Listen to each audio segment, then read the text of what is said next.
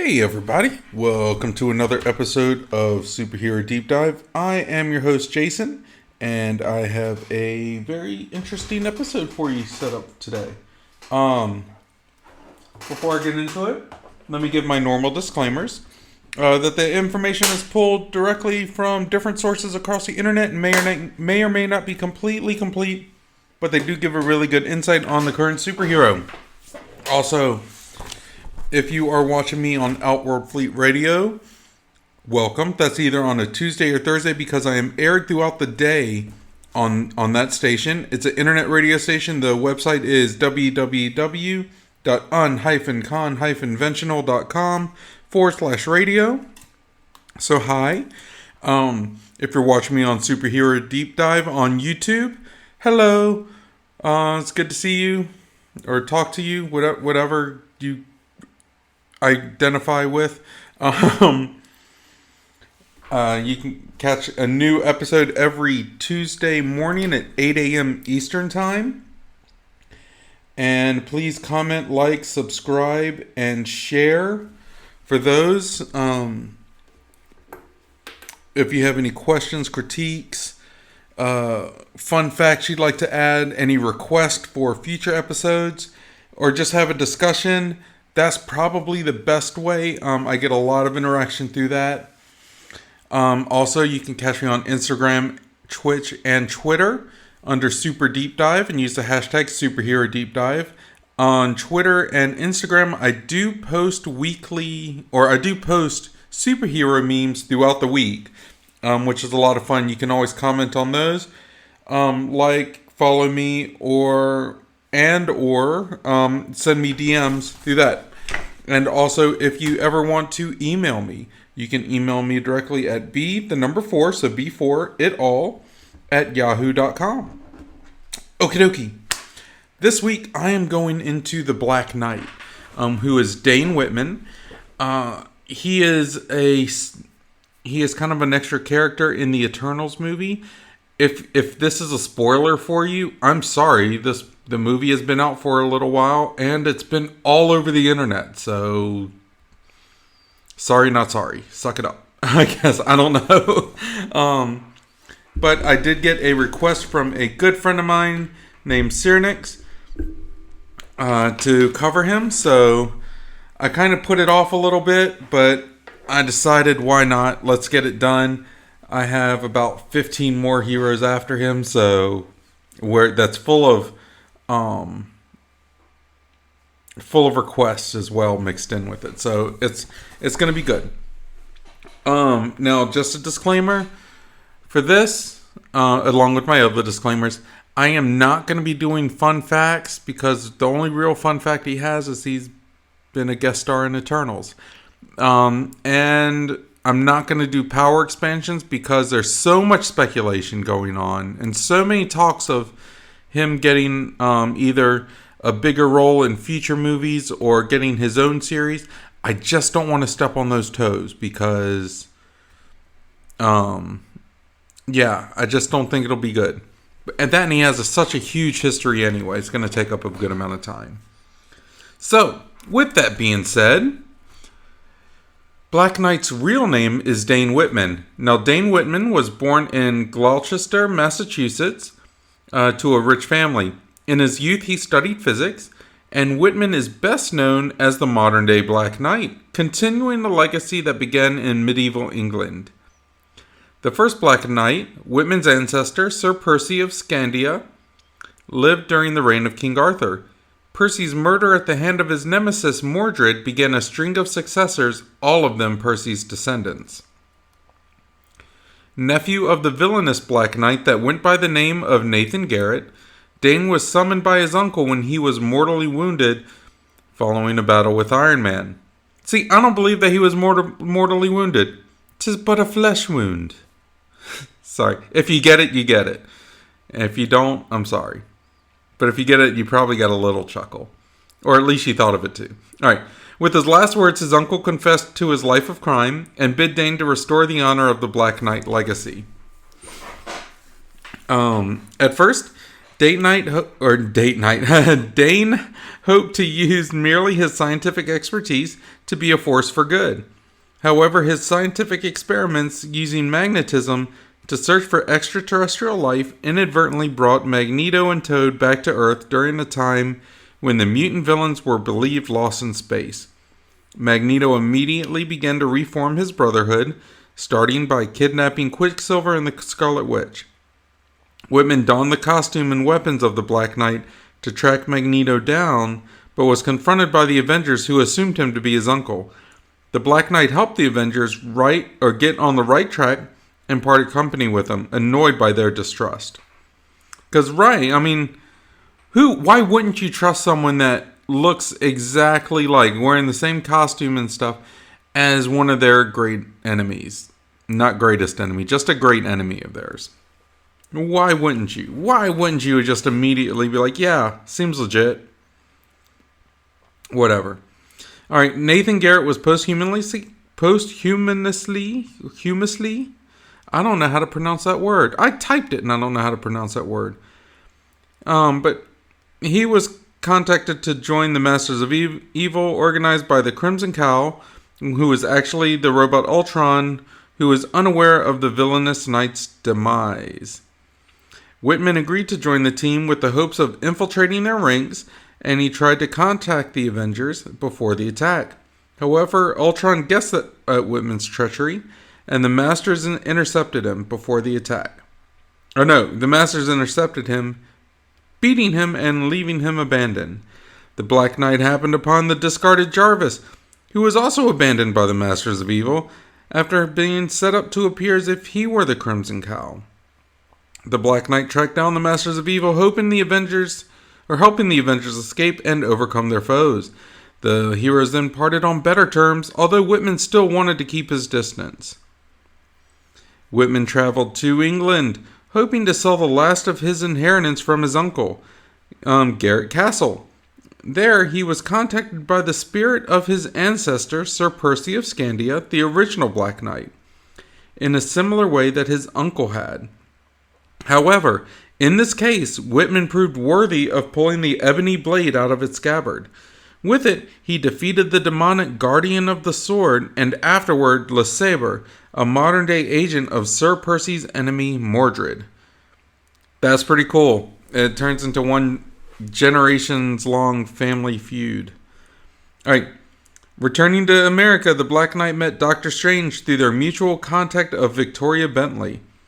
The two began working together, once against Taboro and once with the Avengers against Surtur and Ymir.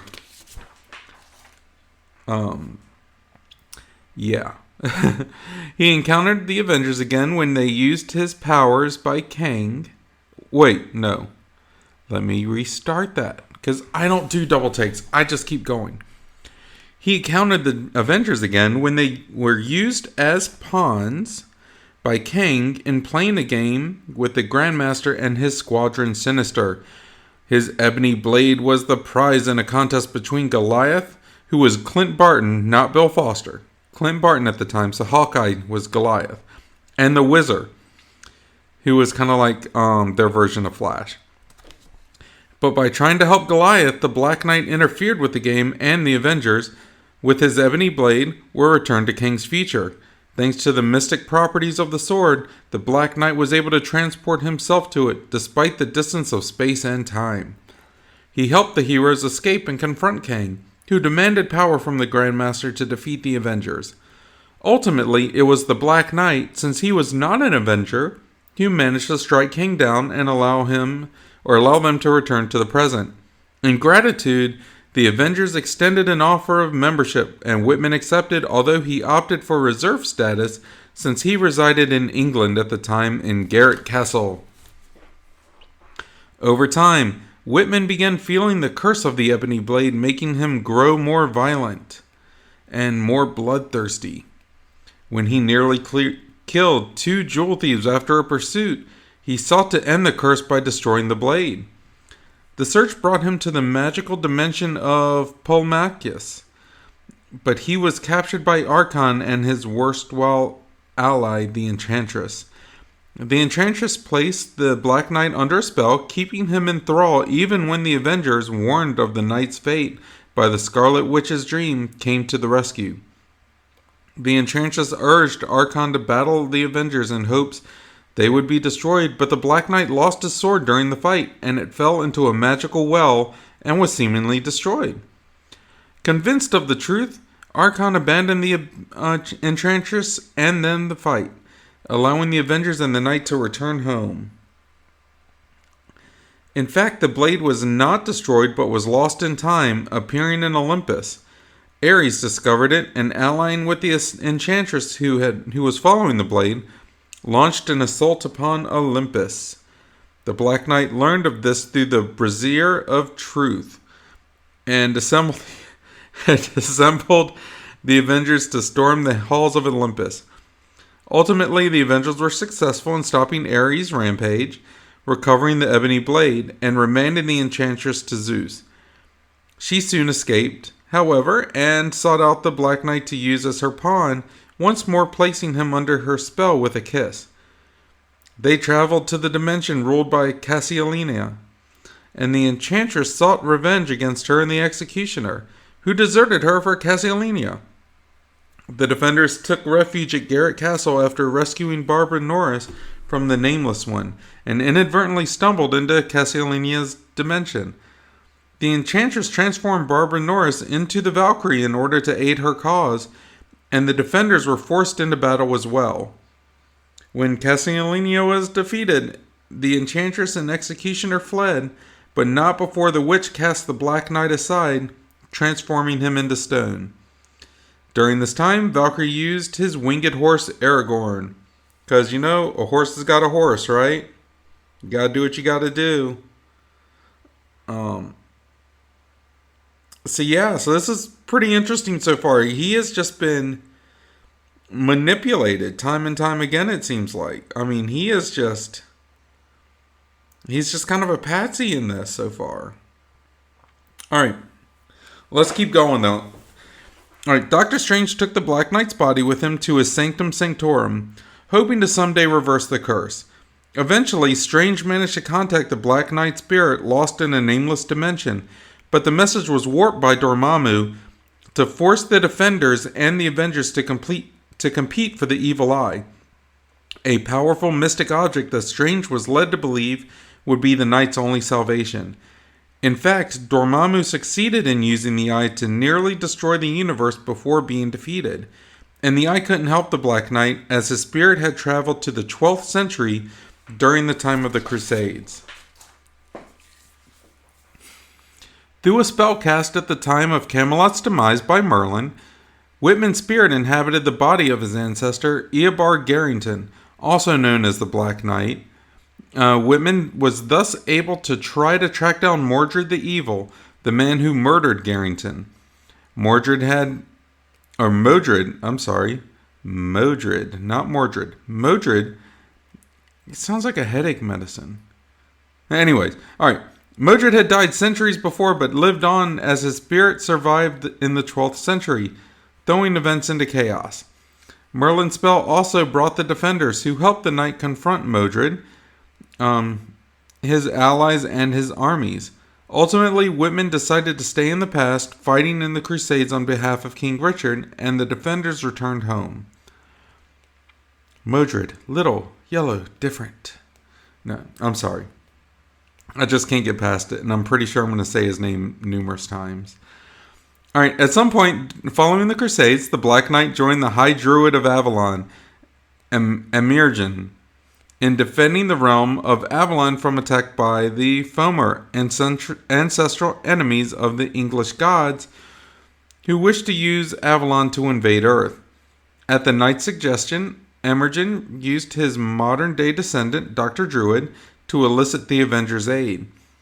They hoped to use the Evil Eye to absorb enough energy to close the portal between Avalon and Earth, but it was the Black Knight who was forced to use the Eye, destroying his body in the process. Dr. Druid returned the Avengers to present-day Earth, and with his last vestiges of power, restored the stone body of Dane Whitman and transformed him back into flesh. He soon found a new steed in the winged horse Valinor. So I guess Valkyrie got to keep the old one. Maybe they had just bonded during that time. All right. Oh, the Black Knight tried to settle back into modern-day life, although much had changed in his absence. Victoria Bentley became the caretaker of Garrett Castle, purchasing it herself during Dane's absence. Victoria Bentley, let's see here, during Dane's years in the Crusades to prevent the British government from seizing the property for failure to pay taxes. He also took a young Irish orphan, Sean Dolan, under his wing, becoming a guardian and mentor. However, over time, Whitman began experiencing increasing madness and bloodthirstiness. Doctor Strange revealed that the Ebony Blade had been cursed by its original owner, Sir Percy of Scandia, by spilling blood when he was in possession of the blade. Doctor Strange contacted and appealed to Sir Percy's spirit, allowing it to reside in the blade, and thereby remove the curse, warning Whitman not to inflict the sword with any curses of his own. During this time, Valinor had lost his wings and was retired. Okay, that was that all just happened. The Black Knight returned to America, where he took on full active membership again. During this time, he began riding a mechanical atomic steed for his mount. He also developed a romantic crush on his fellow Avenger, the Wasp, but she didn't share Dane's feelings, and he was soon forced to abandon his intentions.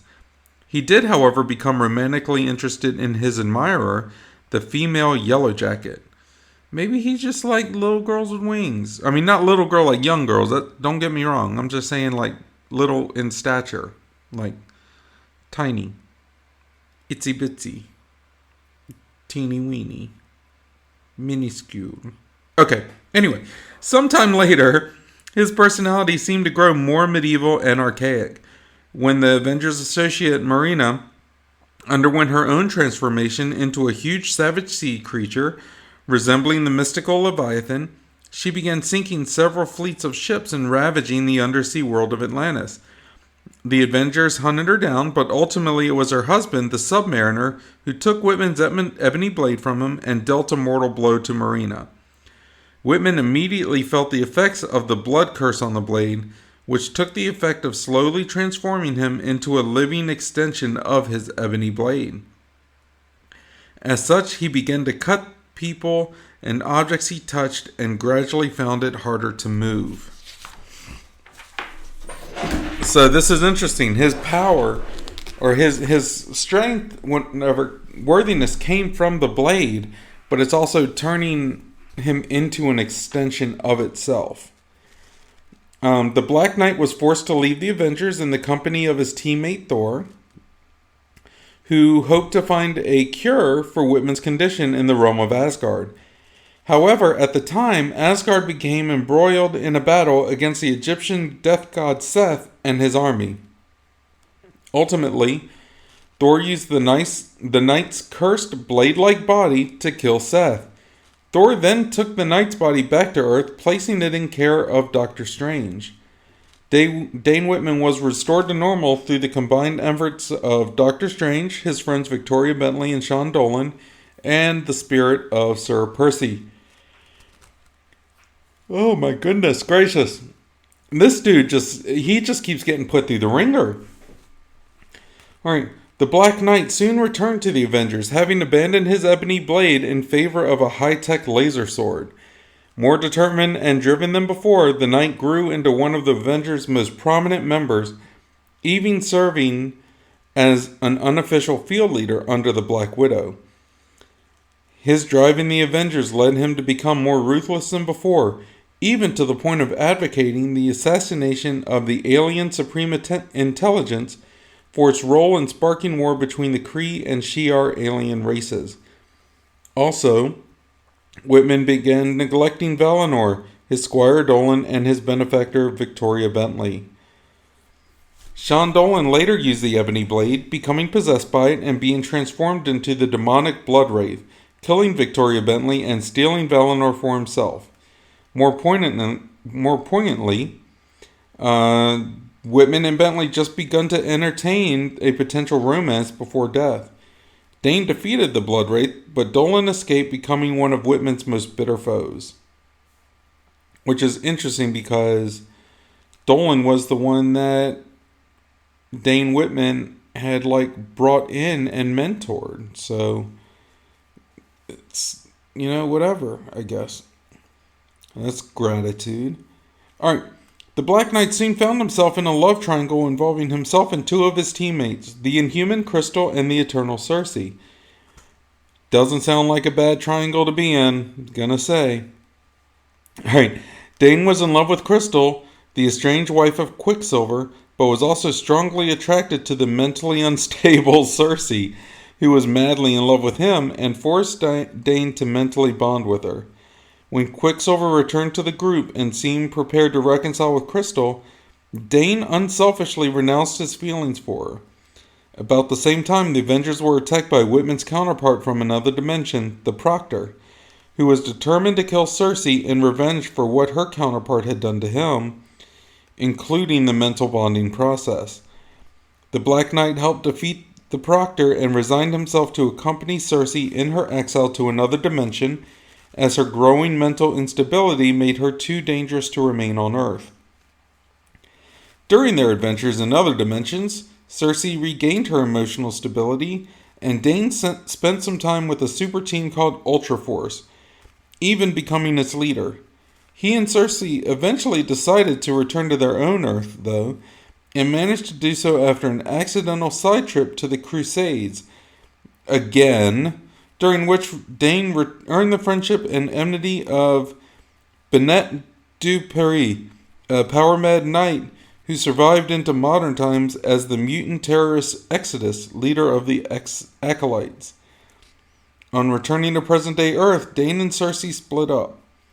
The Avengers were temporarily disbanded at the time, so the Black Knight found a new home and new employment at Oracle Incorporated, joining the company's new super team, Heroes for Hire. At about the same time, Dane was contacted by the Lady of the Lake, who informed him that he was fated to be the champion of Avalon, the mystical Celtic realm that the Black Knight had been allied with during his time in the 12th century. The Lady of the Lake gave the knight a new magical winged steed and mystical weapons to further battle evil in Avalon's name. Look, dude, this is his third winged horse, and he has not had the best luck with the last two. Why give him a third? Why? You're acting like a bad parent, Lady of the Lake. Shame on you. Get this dude like a donkey and let him work his way up. Get him a donkey with a hovercraft or something. Whatever. You're pissing me off, Lady of the Lake. Alright. The Black Knight continued to battle evil as a member of Heroes for Hire as an inactive member of the Avengers until Hero for Hire's disbanding. In one of the team's final mission, they encountered on Mount Wundagore the humanoid animals created by the High Evolutionary. The Black Knight elected to stay on Wundagore to lead these new men as the Knights of Wundagore. The Black Knight later broke away from the new men in order to join his fellow Avengers in various adventures. In one such adventure, brought back the Black Knight to the country of Slorenia, where the Blood Wraith was ravaging the land. The knight hoped to remain near Slorenia and finally defeat the Blood Wraith, but he rejoined the Avengers during their war against Kang, who nearly succeeded in conquering Earth. The Black Knight parted company with the Avengers yet again after a battle with Kang was over, and recently had joined MI-13, which is kind of like the England's Secret Service kind of thing. So, what do you guys think of the Black Knight? What a history, right? There's so much going on with it. It's so hard to follow. I'm not going to do power expansions, but I'm going to tell you I think this character needs to be revamped. If he's in Eternals as a cameo, then, if he gets developed further, they need to just kind of streamline it, because this is BS. I was reading through this and I couldn't make heads or tails of stuff that may need to be taken out or included in, and so I just I kept it all because there's just too much junk. I just don't know what to make of it. I've always liked the Black Knight, but I mean, wow, what a lot to deal with. All right, let's get into powers. Once again, if you guys have any questions, comments, suggestions, or requests for future episodes, fun facts you want to share, your opinions of it, let me know. On YouTube, comment on the video, like, subscribe, share it to others, share it on Reddit. I don't know. Get me subscribers and listeners or whatever, because I want to actually grow this to be something pretty viable, so I can do something like giveaways, I think that'd be awesome. If you're listening to wherever you listen to your favorite podcast, share it. Let's get the listeners up. It'll be great. Rate me if it's positive. Give me good thumbs up. All that good stuff. I don't know. Do what you need to do. Help a brother out. I'm just a guy that loves comic books and superheroes. And I love my wife. So I had to throw that in before I get in trouble. All right, so let's get to powers. The Black Knight was originally a normal, athletic human being with no superhuman powers. While sharing the Gan Jocelyn with Cersei, his strength, speed, and other physical attributes were mildly enhanced. After the Gan Jocelyn link was broken, which is that mental bond, Whitman returned to being a normal human being again. As part of his new role as the Pendragon Whitman, as part of his new role as the Pendragon, Whitman has gained minor mystical abilities, such as the ability to see through mystical illusions by looking past the mundane. Whitman is an excellent swordsman whose skills have allowed him to best the current swordsman in combat. He's also an excellent fighter in general, able to hold his own against such skilled fighters as Captain America and Wolverine. He's also an expert horseman. Whitman started out as a scientist, earning a master's degree in physics, while being proficient in a wide array of advanced sciences and technologies, including genetic and mechanical engineering. He maintains a scientific approach and perspective more often than not, despite his ties to the world of magic. He has also demonstrated good leadership skills as leader of both the Avengers and Ultra Force. He also has a strong strategic and tactical skill set. And for a short while, Dane became a recipient of the Phoenix Force while partaking in its mock trial contest to choose a new vessel for its power. He lost those facilities when he was bested by the Winter Guard's Crimson Widow. So that's his powers. Basically, there's not a lot, but that's okay, because he's got slight mystical abilities. He's got the scientific mindset. He's a great tactician. He's got, the horse skills, swordsman skills, fighting skills. So we have seen people go farther with a lot less. So he's got that. Now, weapons and equipment, which I'm counting towards powers because it's part of who he is, right? All right. So the Ebony Blade. Whitman eventually gained the Ebony Blade, a weapon that had been passed down through the ages from one of his ancestors to another. Although it was incredibly powerful, it carried a harmful curse that caused Whitman to eventually abandon it.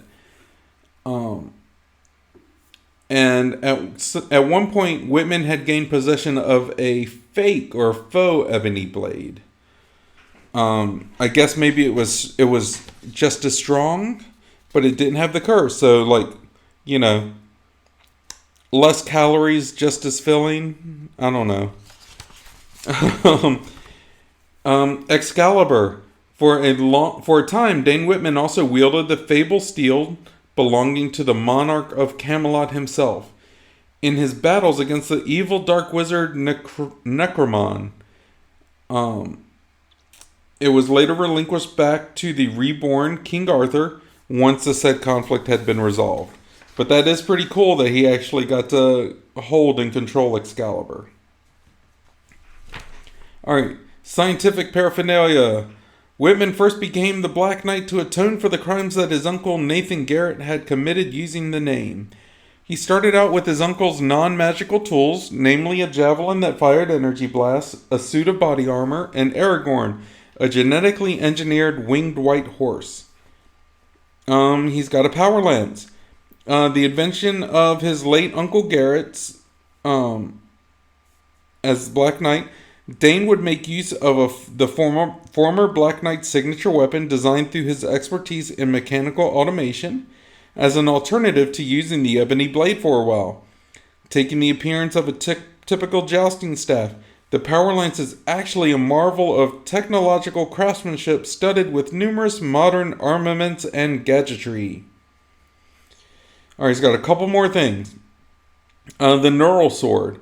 After giving up the Ebony Blade, Whitman designed and constructed a Neural Sword. The Neural Sword appears to be made of a laser beam and cuts through non-living matter.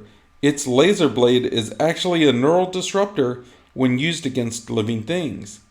Now, when Whitman cuts someone through the sword, cuts someone with the sword, it delivers a massive jolt to the being's central nervous system. This jolt is usually enough to incapacitate someone within just a few hits. Alternately, Whitman can reverse the Neural Sword's energy stream so that it encases its hilt, and by extension, Whitman's fist in a high energy field. Using the sword in this fashion enables Whitman to punch with some unspecified degree of enhanced strength. The Neural Sword also creates a refraction field used to defend against energy-based attacks. The blade also included a lethal setting, which Whitman reserved only for rare circumstances. And lastly, the Black Knight has a proton shield.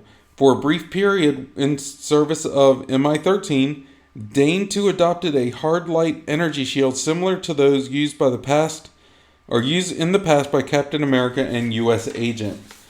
And basically what that was is it was a shield that kind of looked holographic, like a laser shield almost. So yeah, what do you guys think? I mean, what a history, right? It's crazy. I wish there was something a little more solid to the character, but I think that if they redo him in the Marvel Cinematic Universe, which is what they're looking like they're doing, and projects change all the time, so I'm not saying they're fully committed. I'm just saying at the moment it's what they're doing. I really hope they give him some kind of just a streamlined origin, because the character is great. I love the fact that he's a descendant of the original, that the blade is cursed itself. I love all that. I love it. I think it's great. We just need a little less mess with it. So what do you guys think? Let me know. If you are listening, wherever you listen to your favorite podcast, you can catch me on Twitter, Twitch, or Instagram under Super Deep Dive, and use the hashtag superherodeepdive. I'm not on Twitch very often, but you can catch me on Twitter and Instagram, where I post superhero memes throughout the week. So that's always a lot of fun. If you're watching on YouTube, please comment, like, subscribe, share. Help me grow the channel, because I'm looking forward to that. I'm looking forward to the day where there's an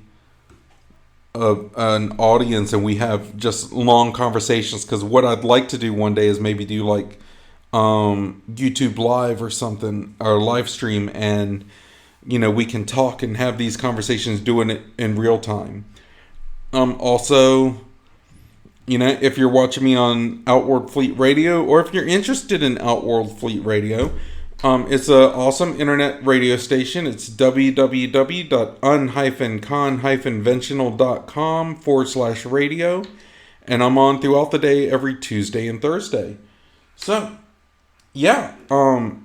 If there's anything else, let me know. Drop me a message, comment, all that good stuff. In the meantime, guys, I'm going to head out. Like I said, I don't really want to step on the toes because it seems like they're developing stuff. I just hope they streamline it. It's basically, there's just too much mess. The character's too messy. They need to streamline it. I would even be a fan of him trying to overcome that curse of the Ebony Blade. And let the Ebony Blade be like the source of his powers. Like him being a descendant and using the Ebony Blade makes him into the Black Knight. What do you guys think? Let me know. Until next time, guys, everyone be blessed, be happy, be safe, be smart, and if you're not smart, don't get caught. And I'll see you next week. Bye-bye.